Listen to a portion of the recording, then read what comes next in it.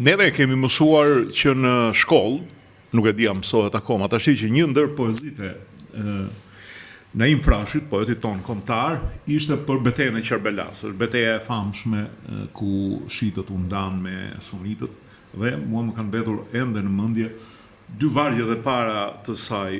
Qerbela e shkreta jonë Zoti pse të la, kur Imam Hyseni i la në gjakra.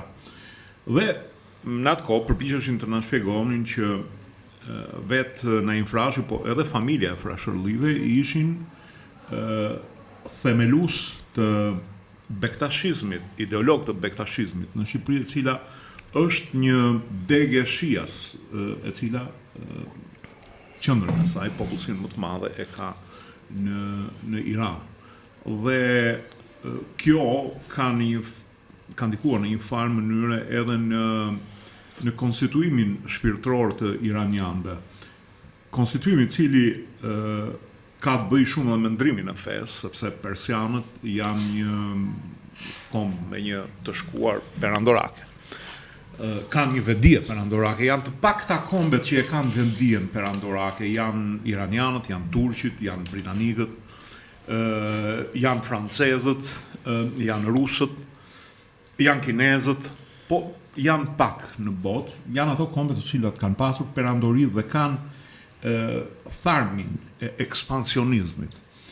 Madje është një libër shumë i bukur, nuk më kujtohet autori, një autor iranian i cili ka një libër shumë bukur që shkruan 200 vjet heshtje.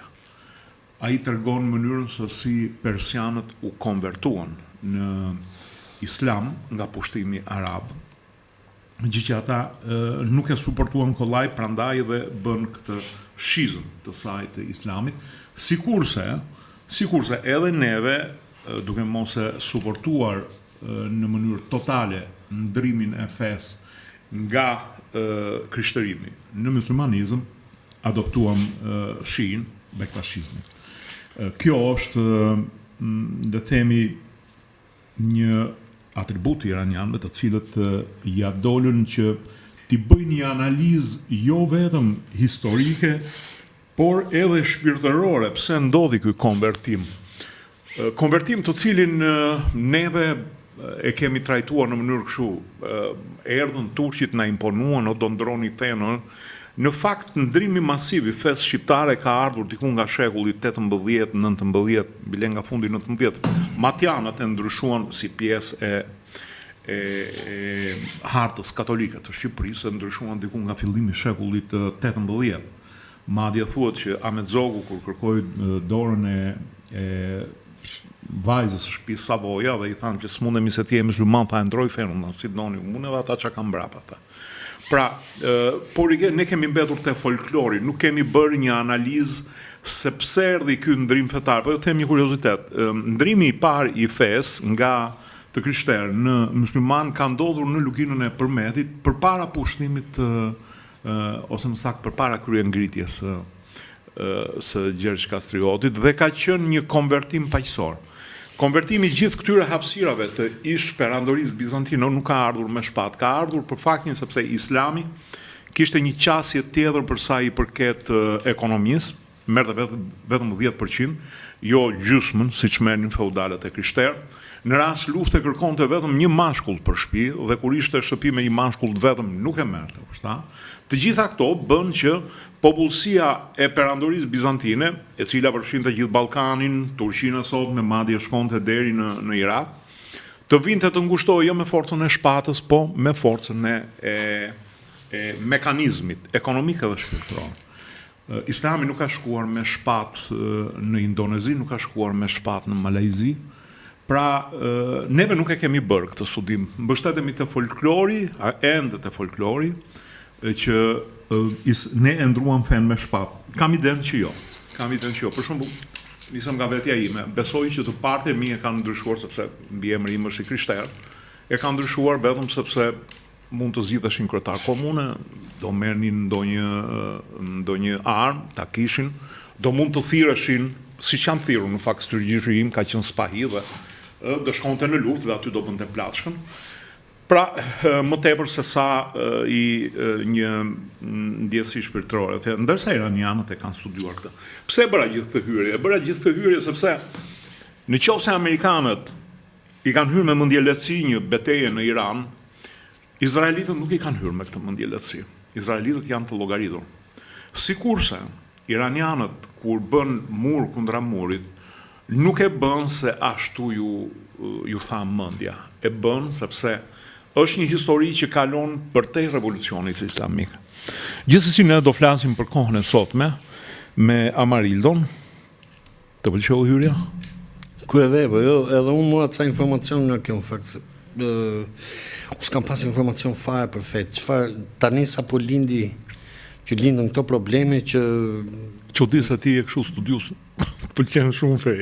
Nga që s'm ka pëlqyer edhe nga që s'm ka pëlqyer shumë edhe nuk jam fut, po është shtartë, është kryevepër fare në atë të vetën. Jo, sepse kam idenë që amerikanët ju futën me mendje të lehtë kësaj pune dhe nuk e dishin kë kishin përballë në këtë rast.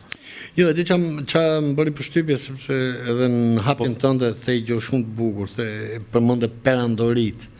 Perandorit janë nga 3-4.000-5.000 vjeçare, siç janë këto, sidomos këto vende që sidomos persianët, që janë përpara grekëve. Për persianët për shembull janë dokumentar të tërë, libra të tërë se si ka lind kultura nga aty. Gati gjithçka. Po. Që nga librat e Hammurabit, teksti i parë ekonomik fillon që aty.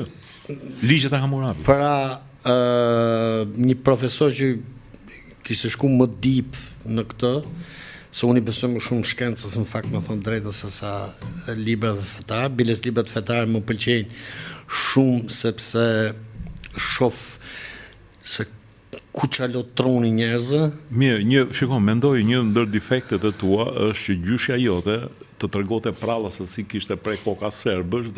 Ishte shumë e thjeshtë histori. Jo të tregonte për shembull se si Zoti zbriti në tokë.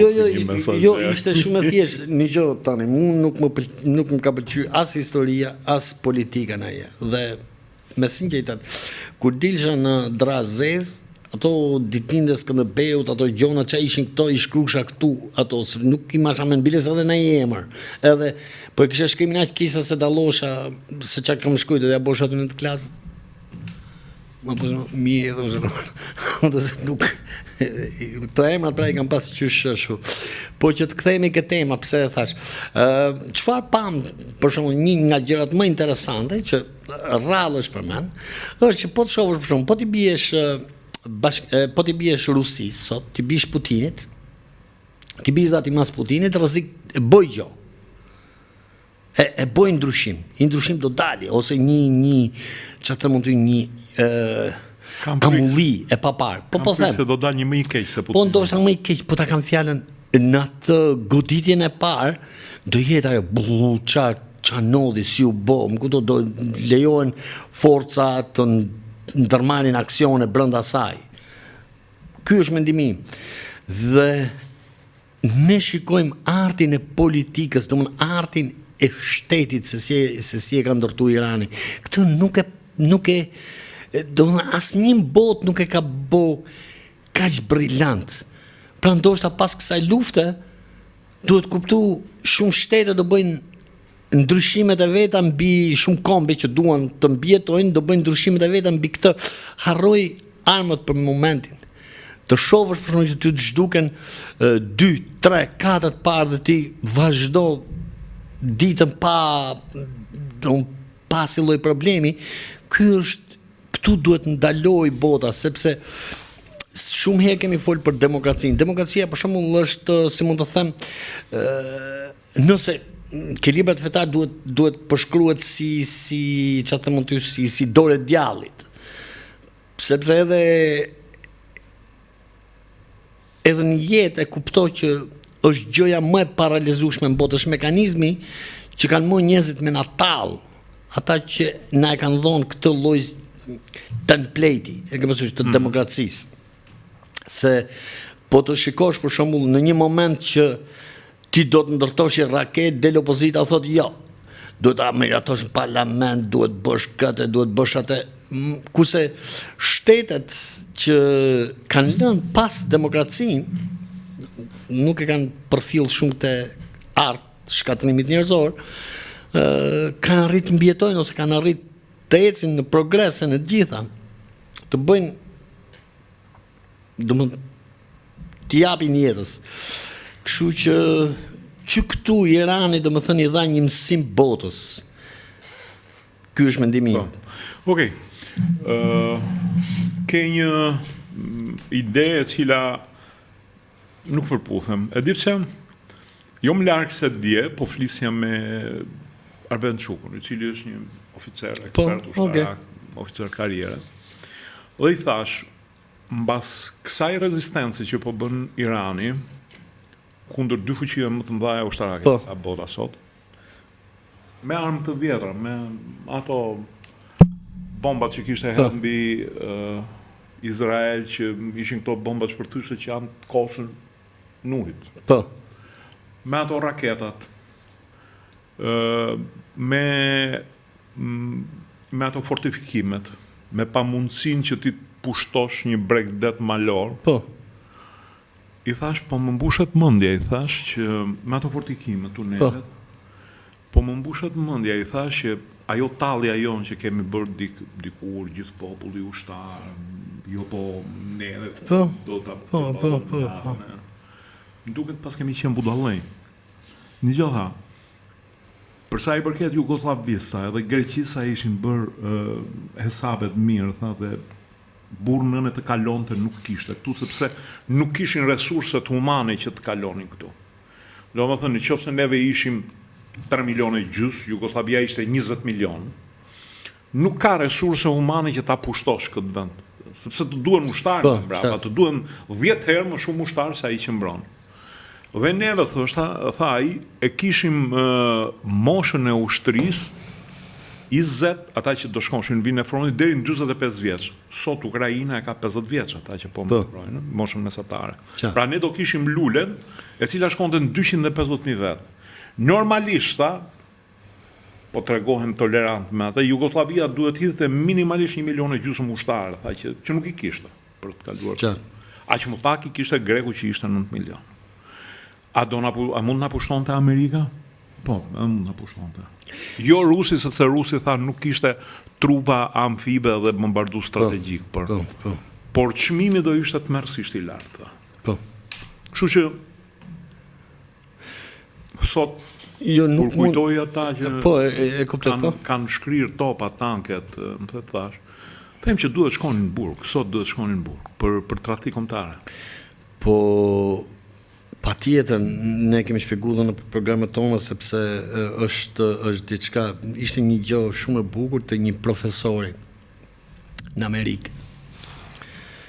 Tha, Amerika, tha, është duam të pranojmë, tha, sidomos shkollat, tha, nxjerrin stupid people, nxjerrin idiot, tha. Ja bëjmë një eksperiment, tha, bashkë, tha. Sa ngreni dorën, tha, kush e urre komunizmin këtu? Ngritën dorën ato, tha. Si të shive, tha, është ke 94%. Tash ti, tha, mund të më dalin do 2 vetë nga këto 94% që të më shpjegojnë diçka për komunizmin? Diçka. Po që tjetë, tha, do më thënë, diçka shkencore, diçka logjike. Është e pamundur. Dhe ja ku pa ja u jap, tha. Përveç që dini që është diktaturë, si gjë tjetër s'dini për këtë. Çfarë ndodh, tha, pse shkolla, se nuk e kishte ke komunizmi? Pse, tha, shkolla nxjerr idiota, nëse, tha, bëhet fjalë për gjarprin, tha. Gjithë kemi frikë gjarprin. Imagjino, tha, sikur mos na mësonin se si është gjarpri, po vetëm ta kishin frikë. Se gjën e parë, tha, për gjë që ke frikë duhet ta mësosh se ç'a thot, ç'a është. Ku do dëmton? Po ku do dëmton? E ke qartë se ç'a do ishte, tha, për shembull, gjarpri. E kemi shumë frikë, po si është? Ha. As se di se si e ka pamjen.